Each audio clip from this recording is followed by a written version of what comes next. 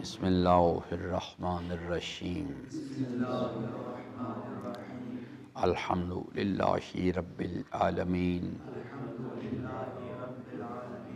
الرحمن الرحیم مالک یوم الدین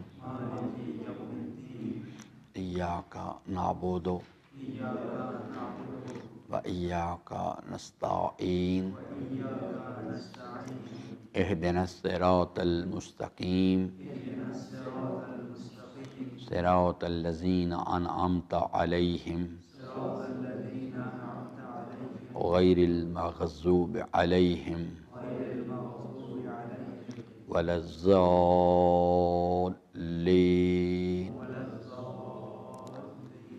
صدق اللہ مولانا العظیم وصدق رسولہ الکریم وصلی اللہ علی سیدنا ونبینا محمد وآلہ الطاہرین۔ ربی اشرح لی صدری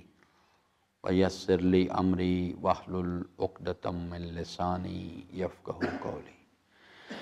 حضرات محترم، سورہ مبارکہ الحمد کے مطالب میں ہم بات کر رہے تھے، اور جیسا کہ میں نے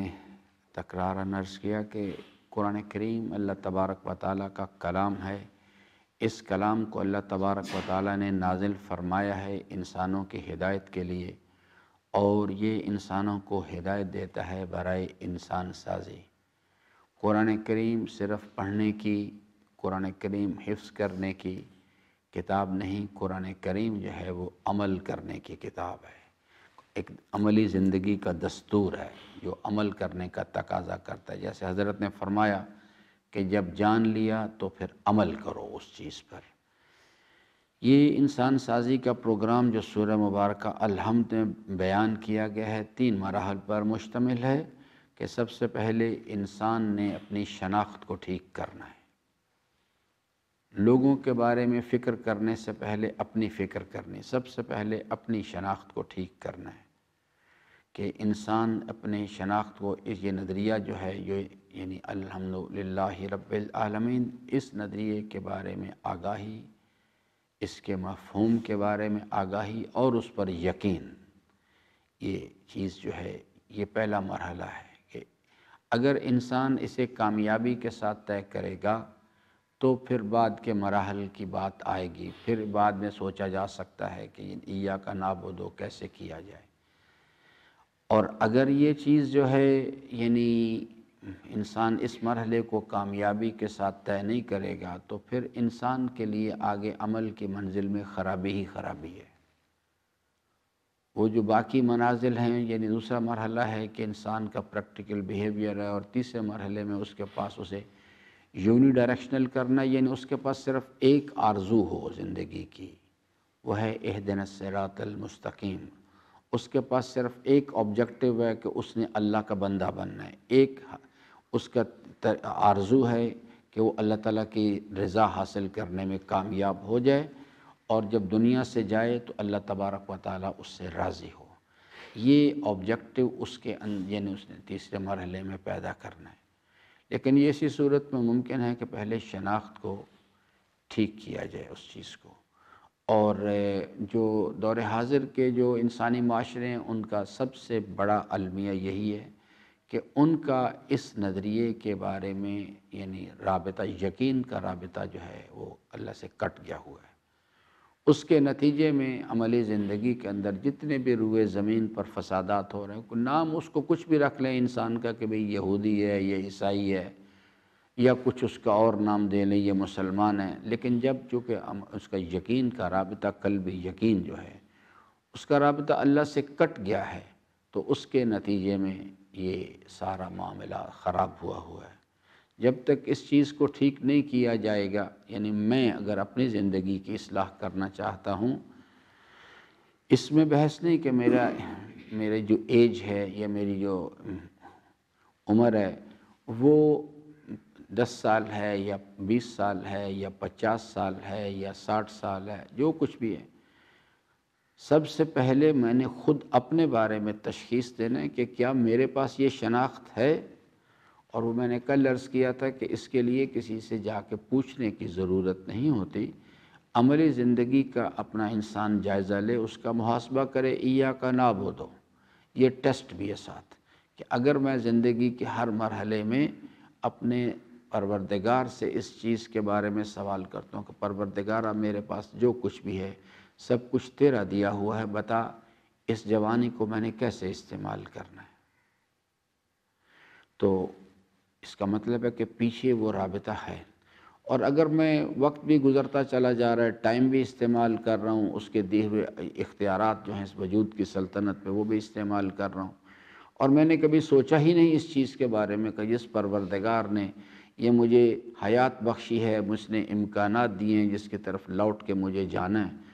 وہ چاہتا بھی ہے کہ یہ کام کروں یا تو اگر یہ نہیں ہے اس کا مطلب پیچھے رابطہ کوئی نہیں ہے۔ بہرحال تو یہ 3 مراحل ہیں جس کے بارے میں ہم، یہ تیسرے مرحلے کے بارے میں ہماری بات ہو رہی تھی، اہدنا الصراط المستقیم، جس کو وضاحت اللہ تعالیٰ نے آخری آیہ مبارکہ میں فرمائی کہ صراط مستقیم کیا چیز ہے، صراط الذین انعمت علیہم۔ اسی بنیاد پر اللہ تبارک و تعالیٰ نے، یعنی صراط کی بنیاد پر اللہ تعالیٰ نسل آدم کو 2 گروہوں کے اندر تقسیم کی، ایک صاحبان انعام کا گروہ ہے اور ایک ان کے غیر ہے۔ غیر جو ہیں وہ پھر اللہ تعالیٰ نے 2 ان کی علامات بیان فرمائیں، ایک مغضوب لوگ ہیں اور دوسرے ضال لوگ ہیں۔ جب سے ہمارا باپ آدم پیدا ہوا ہے، نسل آدم انہی 2 گروہوں میں چلی آ رہی ہے، یا تو انسان جو ہے وہ خود صاحبان انعام میں سے ہوگا یا ان کے پیروکاران میں سے ہوگا، اور یا پھر انسان ان کے غیر میں سے ہوگا، یا اس کا شمار مغضوب میں ہوتا ہوگا یا اس کا شمار ضال میں ہوتا ہوگا ان لوگوں میں یہ، اور صبح قیامت تک اسی طرح سے رہے گا۔ آج بھی اس محفل کے اندر بھی انسان، ہم لوگ جو اسی 3 گروہوں، ان گروہوں میں تقسیم ہیں۔ ان ولا یمکن الفرار من حکومتک، اللہ تعالیٰ کے ولی نے فرمایا کہ پروردگارہ تو ایسا بادشاہ ہے، تو نے جو نظام قائم کر دیے ہوئے ہیں، کسی کی مجال نہیں کہ تیرے قائم کردہ نظام سے باہر نکل کے دکھائے۔ 2 ہی دین ہیں، یا شکرتم ہے یا کفرتم ہے، تیسرا دین آج تک کوئی نہیں بنایا جا سکا۔ تو ہماری گفتگو جو تھی اس صراط کے بارے میں ہو رہی تھی کہ ہم یعنی ایک جو شخص جو اس نظریے کو اون کرتا ہے، اس نظریے کو قبول کر لیتا ہے، اس پر یقین پیدا کرتا ہے، اس کے پاس ایک آرزو ہوتی ہے کہ پروردگارہ مجھے صراط مستقیم کی ہدایت فرما اور اس پر عمل کرنے کی توفیق عطا فرما، اس پر ثابت قدم رہنے کی توفیق عطا فرما۔ اور یہ وہ کن لوگوں کا راستہ ہے؟ صراط الذین انعمت علیہم، یہ صاحبان انعام کا راستہ ہے۔ پھر اللہ تعالیٰ نے خود ہی اس کی وضاحت فرمائی کہ صاحبان انعام کون لوگ ہیں۔ اولئک الذین انعم اللہ علیہم من النبیین والصدیقین والشہداء والصالحین، جیسے اس میں سے اگر ہم تلاش کریں دور حاضر میں، خود آغا سید عارف حسین شہید، ڈاکٹر محمد علی نقوی، آیت اللہ باقر صدر شہید، شیخ باقر نمر، شیخ ابراہیم زکزکی، یہ لوگ ہر زمانے کے اندر ہوتے ہیں۔ یہ نہیں کہ یہ کوئی تصوراتی کہانیاں ہیں یہ جو بیان کر دی گئی ہیں، بہرحال ان کے پاس ایک آرزو ہونی چاہیے۔ تو میں نے عرض کیا تھا کہ اس چیز کے لیے ہم نے میں نے سورہ مبارکہ انبیاء سے آپ کو جو انبیاء علیہم السلام ہیں ان کا میں نے دستور عمل جو ہے جو اللہ تعالیٰ نے سمری کی شکل میں بیان فرمایا، باقی ریفرنس میں نے آپ کو دے دیا تھا۔ سورہ انبیاء پڑھیں، سورہ شعراء کو پڑھیں جا کے، آپ کو بڑی وضاحت کے ساتھ وہاں پہ ان کے زندگی کا دستور عمل ملے گا۔ تو یہ جو چیز انبیاء علیہم السلام کے بارے میں جو کردار بیان کیا گیا وہ بھی میں نے کیا تھا کہ 3 مراحل پر مشتمل ہے۔ پہلی چیز ہے یسارعون فی الخیرات، دوسرا ہے یدعوننا رغبا ورہبا، اور تیسرا ہے وَكَانُوا لَنَا خاشعین۔ اب یہ چیز جو ہے، یہ جو اگر اس کو جمع کر لیا جائے تو یہ ہے صراط صاحبان انعام کا۔ اب اس کے بعد کوئی مشکل کام نہیں ہے کہ میں اپنا محاسبہ کرنا چاہوں اور اپنے آپ کو پلیس کرنا چاہوں کہ بھئی میں کدھر جا رہا ہوں۔ تو یہ چیز جو ہے اگر میرے اندر یہ کردار ہے تو اس کا مطلب ہے کہ میں صاحبان انعام کے راستے پر ان کے نقش قدم پہ چل رہا ہوں۔ اگر یہ کردار میرے پاس نہیں ہے لیکن اندر سے شرمندگی ہے، ملامت ہے، تو اس کا مطلب ہے کہ یعنی بیماری تو ہے لیکن اندر امکان ہے اس چیز کا، ابھی مکمل طور پہ روحانی موت نہیں ہوئی، ابھی امکان ہے اس چیز کا کہ اس کی دوا کے ذریعے سے اس کا علاج کر لیا جائے۔ اور اگر میں کلمہ تو پڑھتا ہوں لیکن میری زندگی میں کا جو دستور عمل ہے وہ اس سے بالکل ہٹ کے ہے، نہ یسارعون فی الخیرات ہے، نہ یدعوننا رغبا ورہبا ہے، نہ ہی کانوا لنا خاشعین ہے، اور مجھے کبھی ندامت بھی اس پر محسوس نہیں ہوئی، کوئی ضمیر میں کوئی اضطراب بھی کبھی پیدا نہیں ہوا اس نے، اور ضمیر نے اس مسئلے پر ملامت کرنا بند کر دیا ہے۔ اس کا مطلب ہے کہ یہ انسان جسمانی طور پہ مادی بدن کے لحاظ سے زندہ ہے لیکن روحانی طور پہ یہ مر گیا ہوا ہے، اس کی موت واقع ہو چکی ہے۔ دوسری چیز جس پر میں نے آپ کی خدمت میں عرض کیا تھا کہ ہم اس کو دیکھیں گے، یہ ہے سورہ مبارکہ یاسین جو ہے، اس میں نے عرض کیا تھا کہ اللہ تعالیٰ نے مثال بیان فرمائی ہے اس چیز کے بارے میں، اس چیز کو ہم دیکھتے ہیں کہ ایک کردار کا بیان یہ ہے، اس کا جو یعنی تاریخی بیک گراؤنڈ جو ہے وہ یہ ہے کہ حضرت عیسیٰ علیہ السلام علی نبینا کے زمانے کا قصہ ہے، یا اگر تاریخ میں اس کے علاوہ بھی کوئی چیز، ہمیں تو اس کی تاریخی بحث سے یعنی وہ اتنی دلچسپی نہیں ہے، جیسا کہ سرور کائنات سلام اللہ علیہ کی ولادت باسعادت 12 ربیع الاول ہے، یہ 17 ہے۔ یہ اللہ تعالیٰ نے کسی انسان کو تقاضا نہیں کیا کہ آپ یہ فیصلہ کر کے آئیں کہ حضرت کی ولادت باسعادت 12 ربیع الاول کو ہوئی تھی یا 17 ربیع، لیکن یہ تقاضا ضرور کیا تھا کہ وما آتاکم الرسول فخذوہ وما نہاکم عنہ فانتہوا، یہ ضرور تقاضا کیا تھا اطیعوا اللہ و اطیعوا الرسول و اولی الامر منکم، یہ تقاضا ضرور بتایا تھا کہ لقد کان لکم فی رسول اللہ اسوۃ حسنہ۔ اگر ایک آدمی 12 ربیع الاول اور 17 ربیع الاول کے بارے میں کوئی فیصلہ نہیں کرتا اور یہ نظریہ رکھتا ہے کہ پروردگارہ یہ امور میں تجھ پر چھوڑتا ہوں، تو بہتر جانتا ہے کہ تو نے اپنے حبیب کو اس دنیا ظاہری میں کب بھیجا تھا، لیکن یہ جو اللہ تعالیٰ کا حکم ہے اس پر وہ عمل کرتا ہے، یہ آدمی کامیاب ہے۔ اور جو آدمی جو ہے وہ 12 ربیع الاول اور 17 ربیع الاول میں الجھا ہوا ہے اور جو اللہ تعالیٰ نے حکم صادر فرمایا اس کے بارے میں سوچتا بھی نہیں ہے، وہ آدمی اینڈ آف دا ڈے جا کے ناکام ہو جائے گا، کیونکہ اللہ تعالیٰ نے بہت سادہ سی بات اس کو کہا جائے گا، ہم نے آپ کو یہ نہیں کہا بات، ہم نے آپ سے کہا تھا وَمَا خَلَقْتُ الْجِنَّ وَالْإِنسَ إِلَّا لِيَعْبُدُونَ، اللہ کا بندہ بننا ہے، آپ نے ان کی سیرت مبارکہ سے رہنمائی لینی ہے، وہ آپ نے کیا ہی نہیں۔ تو یہ ایک قصہ ہے، یعنی یہ کن لوگوں میں سے ہیں، یہ صاحبان انعام کے پیروکاران میں سے ہیں۔ حضرت عیسیٰ علیہ السلام علی نبینا نے، یہ بنی اسرائیل کا قصہ ہے، بنی اسرائیل کی ایک بستی کی طرف وہ گمراہ لوگ تھے، تو انہوں نے اپنے حواریان میں سے 2 افراد کو بھیجا کہ بھی آپ جائیں جا کے ان لوگوں کو، پھر بستی کے لوگوں نے ان کے اوپر منفی رد عمل ظاہر کیا، ان کی بات کو نہیں سنا، ان کا مذاق اڑایا، یعنی بلا قد جاءنا نذیر فکذبنا، ان کا مذاق اڑایا گیا آگے سے۔ تو اللہ تبارک و تعالیٰ نے ان کی تائید فرمائی، ایک تیسرا آدمی، ان کے حضرت عیسیٰ علیہ السلام نے ایک تیسرے آدمی کو بھیجا۔ اب وہ لوگ بستی کے لوگوں کو سمجھاتے تھے، یہ اسی قسم کی کیفیات ہیں لوگوں کی مجھے یاد ہے کافی عرصہ پہلے کی بات ہے، میں ایک مرتبہ یعنی اس وقت بڑے فسادات ہو رہے تھے، پارا چنار کی بہت بری حالت تھی، اور وہاں پہ یعنی حملے اور قتل و غارت اور یہ دیگر مسائل تھے۔ میں یعنی کو حالات تھوڑے سے بہتر ہوئے تو میں پارا چنار جانے کا پروگرام بنایا۔ میں ایک اسٹوڈنٹ ہمارے پاس ہوا کرتا تھا عزیز، فرمان، وہ پارا چنار کے تھے۔ میں نے فرمان سے کہا کہ تم بھی میرے ساتھ چلو۔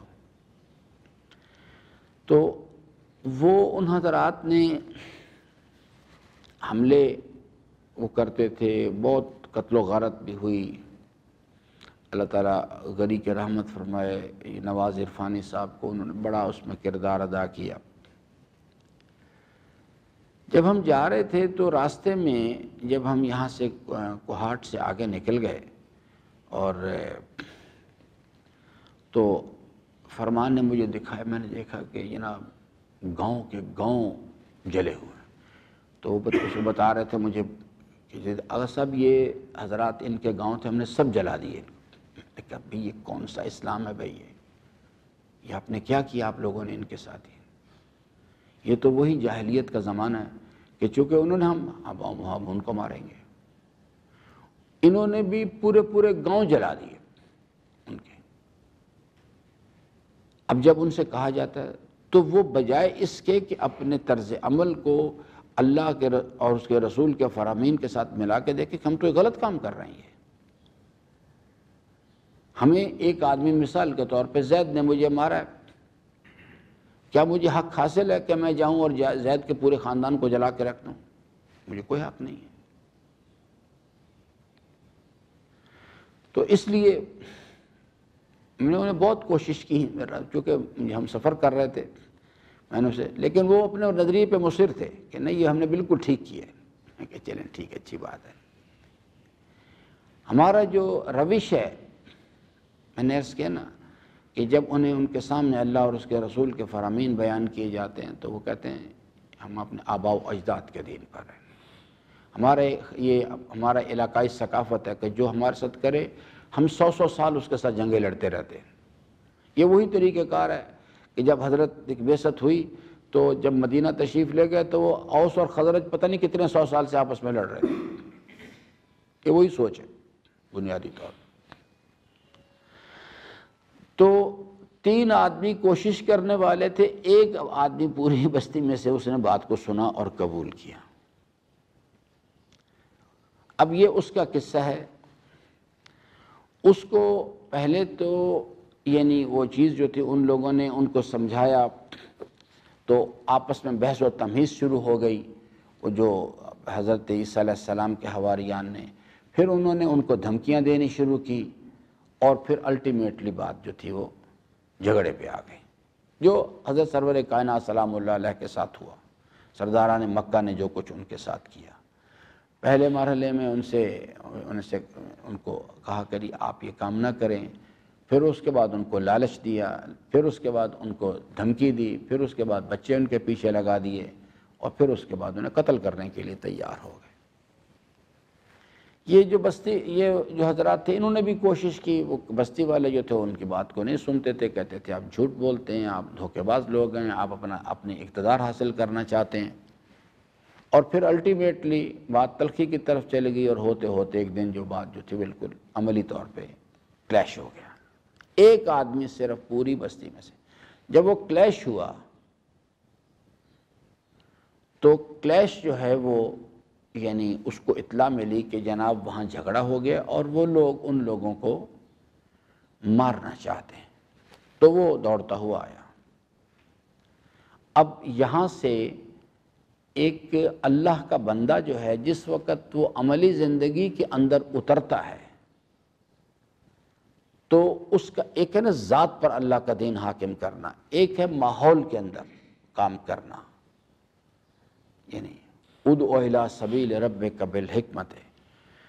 اب وہ چیز جو تھی انہوں نے وہ دوڑتا ہوا آیا، آ کے اس نے اپنے بستی، کیونکہ وہ تو اسی کے جہاں کا رہنے والا تھا، وہ جو حضرات بستی کے لوگ تھے وہ کوئی اور لوگ تو تھے نہیں، تو اس نے کہا یہ آپ لوگ کیا کر رہے ہیں ان کے ساتھ، کیوں آپ مجھ سے بات کریں، کیا کہنا چاہتے ہیں آپ؟ وہ لوگ جو تھے وہ بالکل پلان کر کے آئے تھے کہ ہم نے ان کو مارنا ہے، تو چونکہ وہ پلاننگ کر کے آئے تھے، انہوں نے کہا کہ جناب یہ اصل فساد کی بنا جو ہے نا یہ آدمی ہے، یہ ان کو شیلٹر دیتا ہے، یہ ان کو سپورٹ کرتا ہے، تو پہلے ان سے پہلے اس کا مسئلہ حل کرو۔ انہوں نے اس کو کہا کہ بھئی آپ کے سامنے دو راستے ہیں، یا تو آپ آباء و اجداد کے دین پر آ جائیں اور یا پھر ہم آپ کو مار دیں گے، تیسرا راستہ کوئی نہیں ہے۔ یہی بات امام حسین علیہ السلام سے کہی گئی، یا تو یزید کی بیعت کر لیں جو سارا معاشرہ کر رہا ہے، اور یا پھر مرنے کے لیے تیار ہو جائیں، راستہ درمیان میں کوئی نہیں ہے۔ تو اس کو جب یہ بات کہی گئی اور اس کو کہا گیا کہ بھی ایک طرف آپ نے ہماری بات کو تسلیم کرنا ہے اور دوسری طرف آپ کو موت کو قبول کرنا ہے، تو یہاں سے جو چیز ہے جو میں عرض کرنا ہے کہ جب انسان اس نظریے کو سمجھ جاتا ہے، اس نظریے کا یقین اس کے اندر عمل کی توانائی دیتا ہے، اس نظریے کا یقین مشکلات کے مقابل میں اسے کھڑا رکھتا ہے، اس نظریے کا یقین ہی انسان میں صبر کی صلاحیت پیدا کرتا ہے۔ جتنے کمالات ہیں اسی یقین سے نکلتے ہیں انسانی زندگی کے اندر۔ اب جس وقت انہوں نے یہ بات تقاضا کیا کہ جناب ہم تو آپ کو مار دیں گے، کیونکہ وہ جو مومن آل یاسین ہے وہ ان سے کہتا تھا کہ یا قوم اتبعوا المرسلین، آپ ان کی بات کو سنیں، آپ ان سے جھگڑے کر رہے ہیں، آپ انہیں مارنا چاہتے ہیں، آپ ان کی بات کو سنیں اور جو کچھ یہ راستہ بتا رہے ہیں، جو کچھ اس پر یعنی اس کی اتباع کریں ان کی۔ اور دلیل اس نے یہ پیش کی کہ اتبعوا من لا یسألکم اجرا وہم مہتدون، جو میں بار بار کہتا ہوں 2018 میں ہر آدمی جو مجلسیں پڑھتا ہے، جو ظاہری لباس پہنتا ہے، وہ اس قابل نہیں ہوا کرتا کہ اس کی بات کو سنا جائے یا اس کے کہنے پر عمل کیا جائے۔ صرف ان لوگوں کی بات جو ہے اس کو سنا جانا چاہیے اور ان کے کہنے پر عمل کرنا چاہیے۔ من لا یسألکم اجرا، وہ جو زحمت کر رہے ہیں امام حسین علیہ السلام کا پیغام پہنچانے کی یا اللہ تبارک و تعالیٰ کا پیغام پہنچانے کے لیے جو زحمت کر رہے ہیں، ان کے پاس کوئی اجر کا اس کا معاوضہ جو ہے اس کی کوئی ان کے پاس آرزو نہیں ہونی چاہیے۔ وہ سوال نہ کریں، من لا یسألکم اجرا، آپ سے کسی اجر کا طلبگار نہ ہوں۔ اور دوسری شرط ہے وہم مہتدون، جو مومن آل یاسین نے کہا کہ دیکھو بھئی یہ بے لوث لوگ ہیں، ان کا جو میسج ہے وہ بالکل مبنی بر حقیقت ہے، یہ دلیل یہ ہے کہ یہ بے لوث لوگ ہیں، آپ سے کسی مفاد کے کسی معاوضے کے طلبگار نہیں ہیں۔ اور دوسری دلیل انہوں نے یہ دی وہم مہتدون، ان کے پیغام کی حقانیت کی دلیل یہ کہ یہ جو کچھ کر رہے ہیں کہتے بعد میں پہلے عمل کر رہے ہیں، خود عمل کر رہے ہیں اس کے اوپر، یہ ان کے قول کی، ان کے بتائے ہوئے راستے کی حقانیت کی دلیل ہے۔ تو انہوں نے کہا کہ نہیں، جو بستی کے لوگ تھے وہ بہت تنگ تھے، انہوں نے کہا کہ نہیں یہ ممکن نہیں ہے، اور آپ کے لیے بھی اب صرف دو آپشنز ہیں، یا تو آپ واپس اپنے آباء و اجداد کے دین پر آ جائیں ورنہ ہم آپ کو مار دیں گے۔ تو اس پر جو الحمدللہ رب العالمین کا نظریہ ہے، اس کی حقانیت کے یقین نے جو اس سے نابود و کروایا، یہ اس کی تشریح اصل میں۔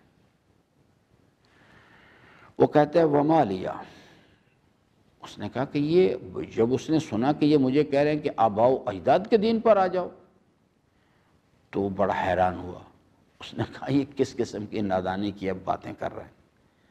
وما لیا سے مراد ہے کہ آپ مجھے کو نادان سمجھتے ہیں، کو بے وقوف پاگل سمجھتے ہیں کہ میں لا اعبد الذی فطرنی، میں اس پروردگار کا کہ بتائے ہوئے راستے کو چھوڑ دوں، الذی فطرنی، میرا تو وجود ہی کہیں نہیں تھا، اس نے مجھے، یہ نظریہ ہونا چاہیے ہمارے پاس، الذی فطر، اس نے مجھے عدم سے وجود بخشا۔ اور پھر کہتے چلو اگر میں اس نے مجھے وجود بخشا تھا، اگر اتنا ہی میرے پاس اختیار ہوتا کہ میں دوبارہ مجھے لوٹ کے اس کی طرف نہ جانا ہوتا تو میں اپنی مرضی کرتا۔ یہ کیسے ممکن ہے کہ میں اس پروردگار کے بتائے ہوئے راستے پر عمل کرنا چھوڑ دوں، اس سے راستے کو ترک کر دوں، جس نے مجھے عدم سے وجود بخشا، جس نے مجھے جوانی عطا کی، جس نے مجھے عمل کرنے کا اختیار دیا، اس وجود کی سلطنت پہ میرے ارادے کو حکومت دی، اور پھر مجھے لوٹ کے اس کی طرف جانا ہے، اور وہ مجھ سے پوچھے گا کہ بھائی مال کہاں سے کمایا، کہاں خرچ کیا، اور جوانی کہاں صرف کر کے آئے، مجھے جواب دینا ہے اس کا۔ یہ یقین جو ہے یہ اصل کھیل ہے، یاد رکھیے گا۔ یہ یقین جو ہے اس نے مومن آل یاسین کو کھڑا رکھا اس مشکل وقت میں۔ اللہ تعالیٰ کے جلال و جمال کا یقین، اس کے علم و قدرت کا یقین، اور اس کے قائم کردہ نظام کی جنت و دوزخ، حساب و کتاب کی حقانیت کا یقین، اس نے اس کو کھڑا رکھا۔ وہ کہتا ہے کہ یہ کیسے نادانی کی اب باتیں کر رہے ہیں میرے ساتھ، یہ آپ مجھے بے وقوف سمجھتے ہیں۔ اتخذ من دونہ آلہۃ، اب یہ پریکٹیکل بیہیویئرز بنتے ہیں اس نظریے سے۔ انہوں نے کہا آپ مجھ سے تقاضا کر رہے ہیں اس چیز کا، کیا میں اس پروردگار کو چھوڑ کے کسی اور کو الہ تسلیم کر لوں، آباء و اجداد کا دین جو ہے آپ سے ڈرنا شروع کر دوں، آپ کو الہ بناؤں اس چیز کے لیے؟ ان یردن الرحمن، اگر اس رحمان پروردگار نے ارادہ کر لیا، اب یہ اس کے جلال، اللہ تعالیٰ کے شان رحمانیت کا یقین ہے، اللہ تعالیٰ کے جلال کا۔ ان یردن الرحمن، اگر اس رحمان پروردگار نے، آپ نے دیکھا نا الحمدللہ رب العالمین کی تشریح کیا ہے، الرحمن الرحیم مالک یوم الدین۔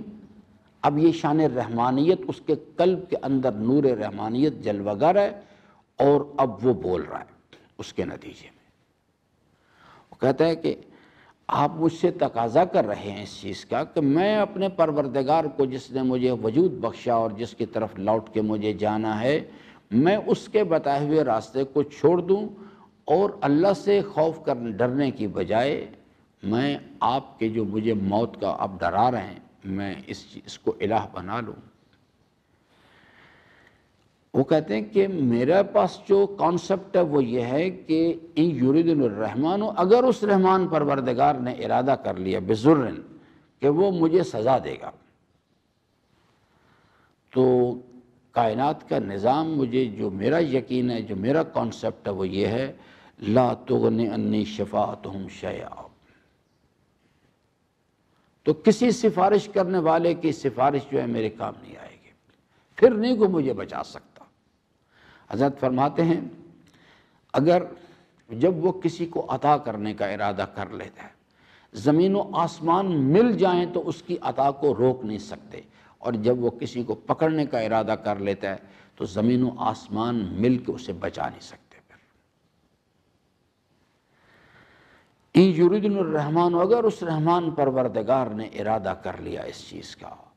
کہ وہ مجھے سزا دے گا، لا تغن انی شفاعتہم شیئا، تو کسی سفارش کرنے والے کی سفارش میرے کوئی کام نہیں آئے، کوئی مجھے نہیں بچا سکے گا، ولا ینقذون، اور نہ مجھے کوئی اس کی پکڑ سے پھر چھڑا سکتا ہے۔ انی اذن، پھر کہتے ہیں انی اذن، اگر میں آپ بفرض محال، اگر میں آپ کے کہنے کے مطابق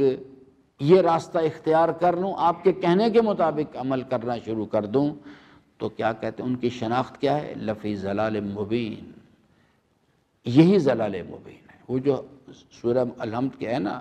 غیر المغضوب علیہم ولا الضالین، یہ چیز ہے۔ کہا کہ اگر میں بفرض محال، اگر ہمیں تصور کریں کہ انی اذن، اگر ایسا ہو جائے، میں نے آپ کی بات کو تسلیم کر لوں، تو میں تو کھلی کھلی گمراہی میں چلا جاؤں گا۔ اور اس نے کہا کہ انی آمنت بربکم، پس خلاصہ اس نے کہا کہ لمبی چوڑی بحث کرنے کی ضرورت نہیں ہے، انی آمنت بربکم، میں اس ذات پر ایمان لایا جو تمہارا بھی رب ہے اور میرا بھی رب ہے۔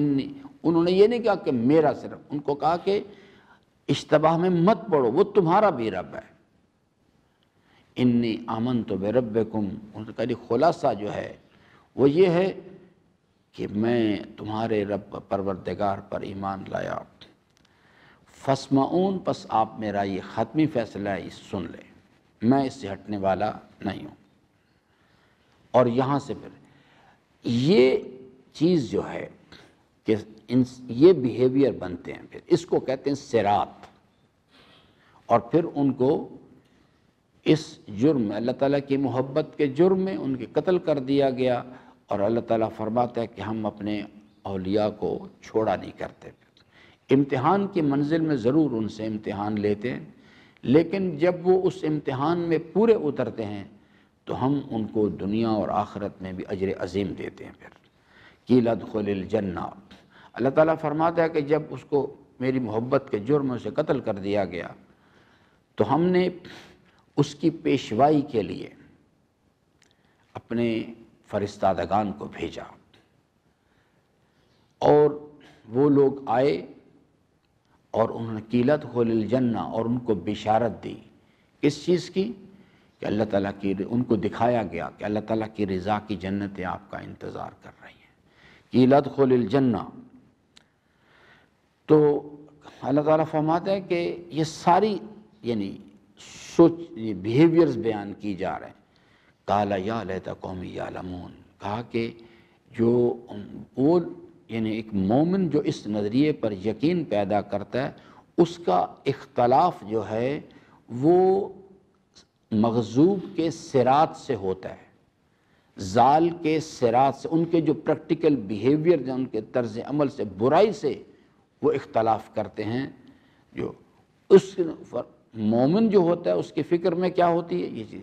کہ اس نے پھر بھی ان کے لیے بھلائی چاہیے۔ انہوں نے کہا کاش ایسا ہوتا کہ میری قوم کے لوگ اس بات کو سمجھ جاتے کہ اللہ تبارک و تعالیٰ کی فرما برداری کرنے کا سے انسان کو کیا فائدہ پہنچتا ہے۔ تو یہ عزیزان یہ بیہیویئر ہے، یعنی جب ہم نماز میں کہتے ہیں، یا ویسے سورہ الحمد میں کہتے ہیں اہدنا الصراط المستقیم صراط الذین انعمت علیہم، تو اس سے مراد یہ والا صراط ہے، یہ چیز ہے جو۔